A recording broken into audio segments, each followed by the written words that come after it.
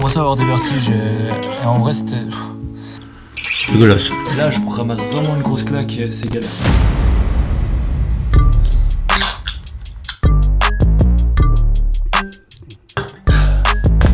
Vous voulez savoir un truc? Rien que là, en 10 secondes, en buvant la moitié de ce coca, j'ai déjà consommé plus de sucre que ce qui est recommandé pour une journée entière. D'ailleurs, avant de commencer l'expérience, revenons sur ma consommation de sucre pendant une journée. Juste pour me faire peur. En me levant le matin, je mangeais soit du porridge, c'est-à-dire des flocons d'avoine, ou des céréales. Aujourd'hui, ce sera des céréales parce que j'ai envie de dramatiser. Et je prends toujours un café, sucré bien sûr, et souvent un deuxième bol de céréales aussi. Ensuite, je monte travailler dans mon bureau avec du thé, évidemment sucré. À midi, je mange normal, c'est-à-dire sans sucre, mais je prends un dessert. Cette fois-ci, c'était des vermicelles parce que putain, c'est trop bon. L'après-midi, en travaillant, une boisson sucrée, coca ou thé froid. Ensuite, avant l'entraînement, je mange des tartines et un yogourt aux céréales. Le soir, en rentrant de l'entraînement après souper, encore un yogourt, le pire yogourt. Voilà, les 13 grammes, c'est cadeau, c'est pour moi, ça fait plaisir.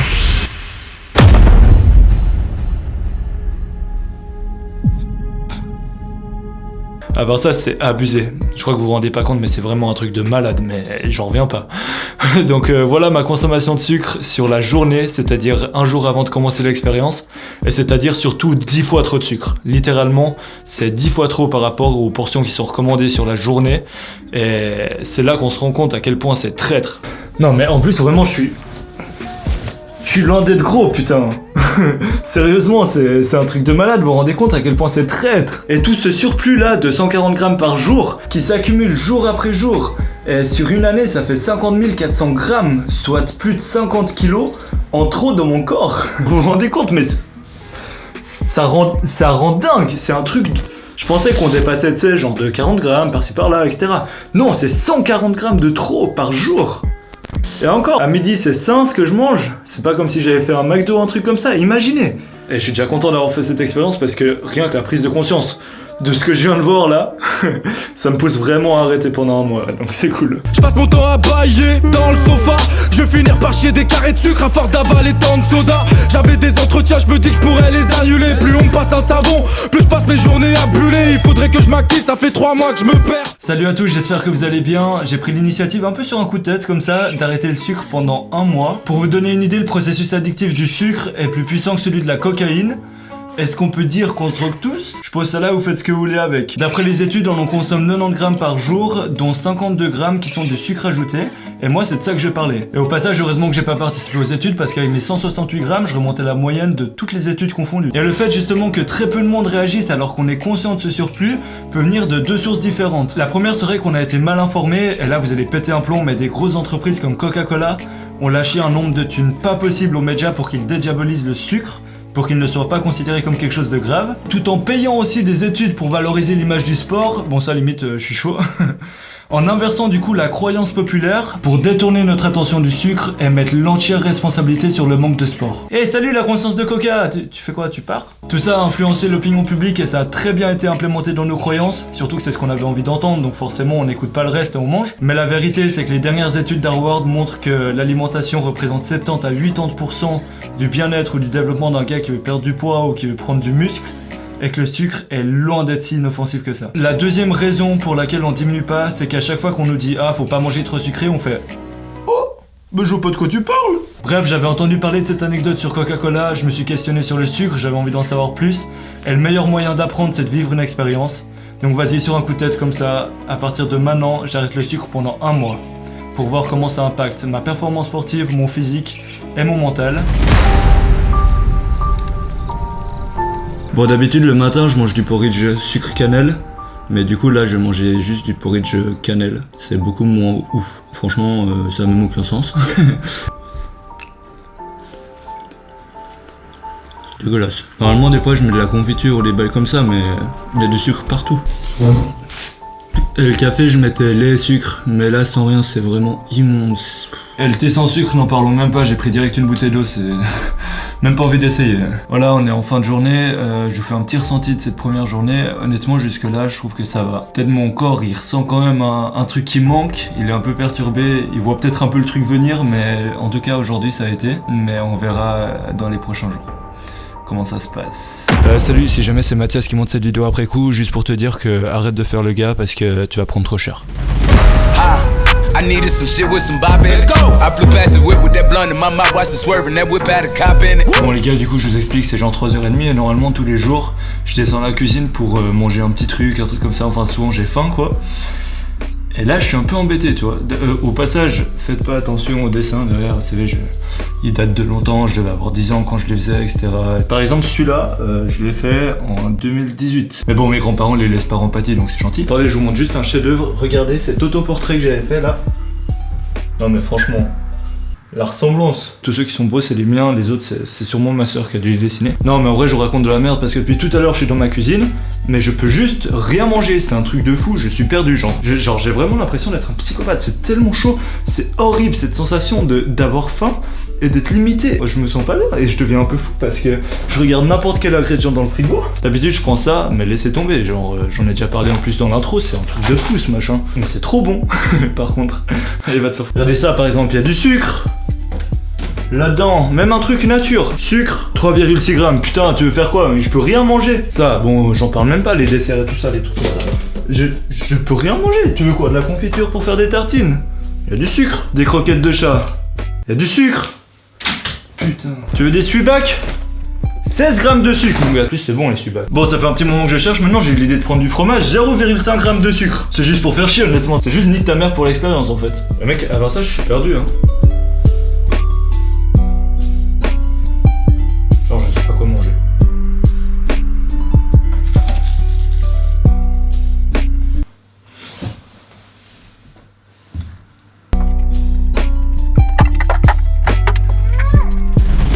All God's doing, man, you can't plan it. But if the devil's in the details, then I'm satanic. Bon, écoutez, j'ai aucune idée si vous me voyez bien, si je suis bien cadré, etc. Mais j'ai envie de vous faire un peu la réaction à chaud parce que avant j'étais à l'entraînement. Et putain, j'ai cru que j'allais tomber à un moment. Genre vraiment, j'étais au fond du fond, j'avais plus d'énergie, rien. J'ai commencé à avoir des vertiges et en vrai c'était. J'ai vu ensuite du coup sur les gradins une barre chocolatée d'un pote je pense. Et franchement mais j'ai cru que je craquais. J'étais vraiment à 2 doigts de craquer. Et j'ai bien réfléchi toi. Je me suis dit honnêtement c'est juste stupide. Que pour un challenge comme ça je me mette dans un état pareil, que j'arrive vraiment à 2 doigts de m'effondrer. Et je me suis dit c'est juste con. Du coup je vous avoue j'ai craqué. Et je suis allé chercher une banane dans le vestiaire. J'avais déjà la tête qui commençait à tourner. Je vous jure, j'étais au fond du fond. Je pouvais pas tenir. Donc voilà, je me suis dit, quitte à craquer, autant craquer avec du fructose, qui reste du sucre rapide, mais pas avec du sucre ajouté. Comme je vous l'ai dit au début de cette vidéo, je fais cette expérience avec ma copine. Ça fait à peu près 2-3 jours là, même presque depuis le début de l'expérience que je reçois que des messages. Elle me dit tout le temps qu'elle a faim. Et du coup je me suis dit un truc qu'on pourrait faire c'est essayer de l'appeler pour voir un peu comment elle se sent, etc. Vas-y c'est parti. Oui, allô? Allô? Ça va? J'ai faim. Ouais mais... Avant, et mon ventre est 3 fois plus vite, c'est pas normal, non? Mais tu sais tu peux aussi manger des autres trucs entre les repas genre... Ah ouais, une pomme. Allez courage hein, bon après-midi. Pareil. Depuis tout le matin, elle me dit oh j'ai trop faim, etc. Attendez, je vais vous montrer les conversations.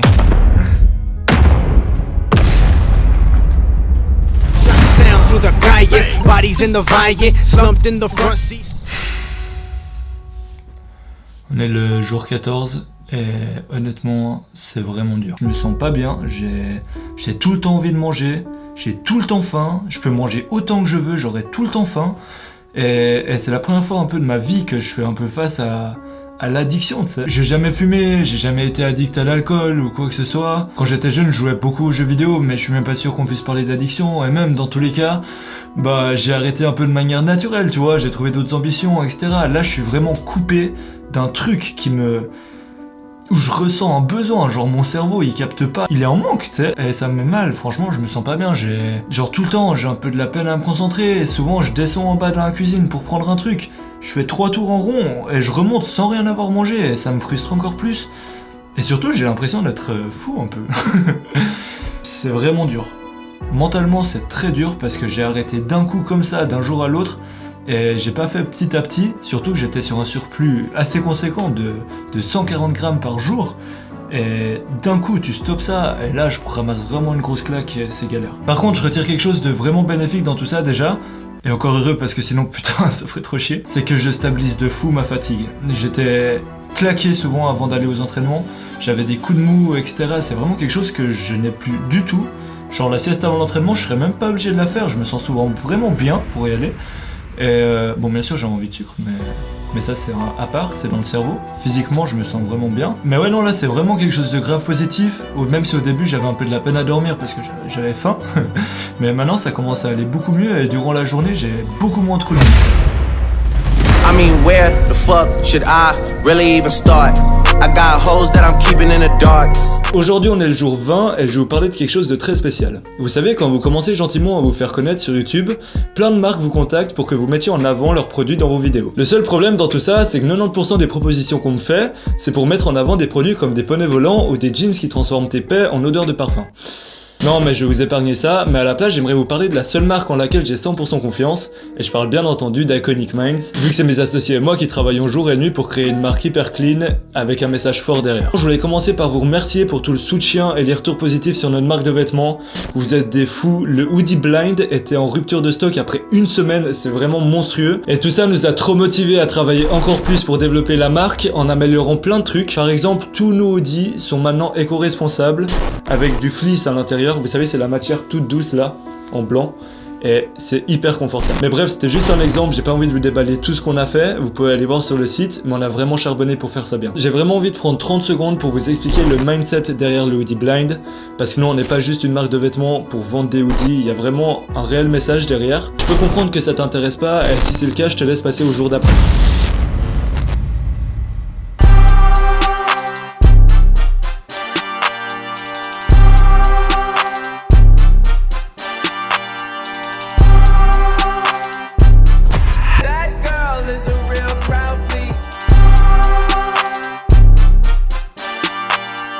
Everything litty, I love when it's hot. Turned to the city, I broke all the notch.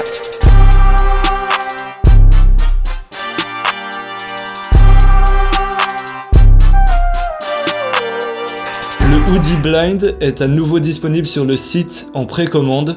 C'est un hoodie qui représente énormément pour moi et pour la marque de par son message. Donc on a écrit sur la manche droite « If the world was blind, how many people would you impress ?» Ce qui veut dire en français, si le monde était aveugle, combien de personnes impressionnerais-tu? Et cette phrase c'est tellement une grosse claque, elle me parle trop, elle me fait trop réfléchir. On vit dans un monde où l'apparence a beaucoup trop d'importance, comme j'en ai déjà parlé dans ma vidéo sur les réseaux sociaux, et ce hoodie symbolise le fait que l'essentiel est invisible pour les yeux. On a voulu créer un design original et qui reflétait ce message, du coup sur l'autre manche on a mis la phrase brodée en braille, donc comme ça. J'espère que vous ferez le lien.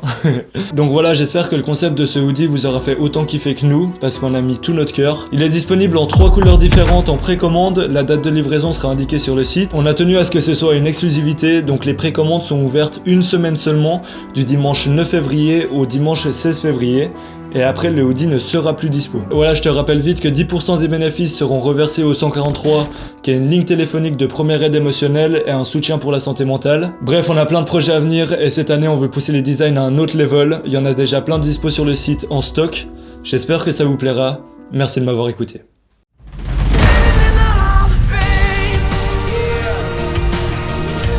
On est le jour 22 et je pense que c'est le dernier jour où je vais vous donner un ressenti. Tout simplement parce que je pense avoir fait la transition entre la galère de prendre une habitude et le je m'y suis fait. Et cette étape-là, c'est le principe de base de tout changement. Je m'en suis rendu compte aussi quand je faisais mes vidéos où je me levais tous les jours à 5h du matin, c'est que pendant une vingtaine de jours, tu dois serrer les dents et juste y aller au mental, il n'y a rien d'autre, c'est dans la tête. Et après, quand l'habitude elle est implémentée, le challenge il est réussi. C'est intéressant parce que d'après des études que j'ai lues, un changement d'habitude prend 21 jours et c'est plus ou moins le temps que ça me prend à chaque fois que je fais une expérience comme ça. Et ce qui est hyper intéressant aussi, c'est que je suis passé d'un problème mental, donc de changement d'habitude, etc., à un problème social. Maintenant, le plus dur, c'est de pas craquer quand je sors boire un verre avec des potes, c'est-à-dire 1 ou 2 fois par mois. Et c'est à ces moments-là où tu te dis, putain, j'aimerais bien juste juste une fois, tu vois. Ou alors un autre exemple, un coéquipier qui a son anniversaire et qui amène un cake au vestiaire à la fin de l'entraînement, bah toi tu restes assis et tu les regardes manger quoi. Mais bon, d'un autre côté, je me suis engagé à arrêter, donc voilà. C'est là aussi que je me suis rendu compte que la pression sociale peut avoir un rôle pour nos changements et que ton entourage a une réelle importance pour avancer. Donc entoure-toi des bonnes personnes, des personnes qui t'encouragent à progresser. Parce que vous savez, je suis quand même allé voir des potes en ville en buvant un verre d'eau et ils m'ont pas fait passer pour un faible pour autant. My actions being louder than my words, nigga. How you so high but still so down to earth, nigga. Et voilà, on est le jour 30, il est 4h50 du matin. C'est littéralement le seul moment de la journée où je peux vous tourner ce petit feedback, etc. Donc je le fais maintenant. Et en fait, ça va simplement consister à remanger du sucre, vu que c'est fini l'expérience. Chose totalement débile, vu que j'ai pris l'habitude de plus en manger. Je ressens aucun besoin à aucun moment. Je me dis, ah, j'ai trop envie de sucre là. Je le vis bien maintenant, tu sais. Donc c'est très bien, mais d'un autre côté j'ai envie de, juste pour vous, pour l'expérience et puis donner un peu un retour sur l'expérience assez sympa, j'ai envie de tenter de manger du sucre, donc je suis allé acheter hier un bonbon et en fait ça m'intéresse de voir si je vais ressentir du dégoût ou si je vais me dire wow, c'est quand même vachement bon quoi. Donc voilà, un petit dauphin, c'est parti. Je me rends compte que c'est hyper chimique quand même. Honnêtement je trouve pas ça bon. Mais c'est pas à un point de me dégoûter non plus, enfin je suis pas émerveillé par le fait de remanger du sucre parce que j'en ressentais vraiment aucun besoin, tu sais. Mais je pense pas que c'est un truc qui maintenant me redonne vraiment envie. Je me rends compte que c'est pas bon un bonbon en fait. Maintenant ce qui va se passer c'est que je vais attendre un mois et je vous tournerai la conclusion à ce moment-là, vous comprendrez pourquoi après. Bon alors débrief de 30 jours sans sucre. Pendant cette expérience il y a eu des effets auxquels je m'y attendais pas du tout et d'autres un peu plus. Et là j'ai attendu encore un mois après avoir fini l'expérience pour tourner cette conclusion, pour voir si je pouvais tenir un changement aussi radical sur le long terme ou si c'est juste le challenge de la vidéo qui m'a poussé à tenir. Du coup vous devez sûrement être en train de vous demander, putain mais le gars que je regarde là, est-ce qu'il va me dire finalement s'il a complètement arrêté le sucre ou non? Et la réponse est... oui et non. En réalité, j'ai beaucoup diminué et j'arrive à une consommation correcte. Il y a des aliments qui m'ont complètement dégoûté et d'autres que j'ai repris mais de manière plus raisonnable. Typiquement le café avec du sucre, je trouve ça immonde, ça m'a totalement dégoûté, je mets plus jamais de sucre dans un café. Et le yogourt aux céréales, c'est exactement pareil, je trouve ça extrême tout le sucre qu'il y a et ça me dégoûte. Par contre le pain, typiquement, c'est le genre d'aliment que je remange normalement. Durant cette expérience, j'ai fait 3 constatations différentes, il y a eu des choses qui m'ont surprise. Typiquement, j'ai perdu du poids alors que je mangeais 3 fois plus qu'avant. Donc je m'y attendais pas du tout et ça m'a surpris en bien du coup. Enfin personnellement je m'en fous un peu parce que je cherche pas à perdre du poids, mais ça pourrait être une solution pour des gens qui ont cet objectif là. Il y a eu des choses auxquelles je m'y attendais, le fait que ça stabilise ma fatigue et que j'ai moins de coups de mou etc.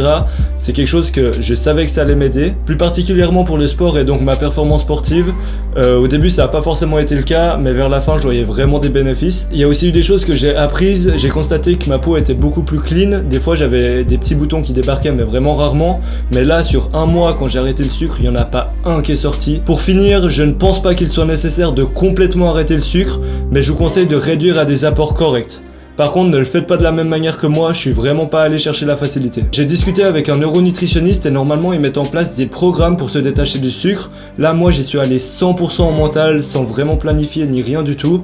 Mais sachez qu'il y a des manières beaucoup plus structurées et accessibles pour limiter votre consommation du sucre. Certains experts parlent même de désintoxication, ça peut vous paraître extrême, mais recherchez désintoxication sur Google, la première recherche c'est l'alcool et la deuxième c'est... le sucre. Ça fait maintenant quelques expériences de ce style que je partage sur YouTube, comme me lever à 5h pendant 30 jours, etc. Si vous n'avez pas vu ces vidéos, je vous invite à aller les voir. Et bien que les 20 premiers jours ce soit très dur, j'en retire à chaque fois quelque chose de bénéfique. Vous êtes peut-être découragé face au changement, mais sachez que la volonté c'est comme un muscle, ça s'entraîne, et plus tu te pousses, plus tu te mets dans des zones inconfortables, etc., plus tu vas devenir bon pour modifier tes habitudes. Le succès c'est une action simple, répétée dans le temps de manière constante, et une habitude c'est une action simple qui, si elle est bien implémentée, ne demande aucun effort. J'espère que vous vous rendez compte de la force d'une habitude. Voilà, c'est la fin de cette vidéo. Comme d'habitude, je pose une question et encore une fois, elle va résulter en des statistiques que je posterai dans ma story Instagram. Donc, donnez-moi votre avis dans les commentaires. Et d'ailleurs vous êtes des grands malades parce que dans la dernière vidéo vous êtes plus de 4000 à avoir participé et j'ai pu faire des stats de fou, donc merci et continuez comme ça. D'après certaines études, le frein principal qui nous empêche de changer une mauvaise habitude en une bonne habitude, c'est pour 80% des gens la procrastination ou la flemme et pour 20% des gens la peur. J'ai envie de faire mes propres stats avec des personnes de confiance, c'est-à-dire vous, qui répondront donc de manière honnête si c'est plus la flemme ou la peur qui vous empêche de changer une mauvaise habitude en une bonne. Et si c'est la peur, dites-moi qu'est-ce qui vous fait peur du coup. Et si c'est aucun de ces deux éléments, dis-moi qu'est-ce qui te freine et je ferai mon maximum pour répondre aux commentaires. Merci 1000 fois pour le temps que vous m'avez accordé. Comme d'habitude, n'hésitez pas à partager cette vidéo si elle vous a plu. Abonnez-vous, likez, tout ça vous connaissez, vous pouvez me suivre sur tous les réseaux sociaux. On se retrouve bientôt pour une nouvelle vidéo. À bientôt.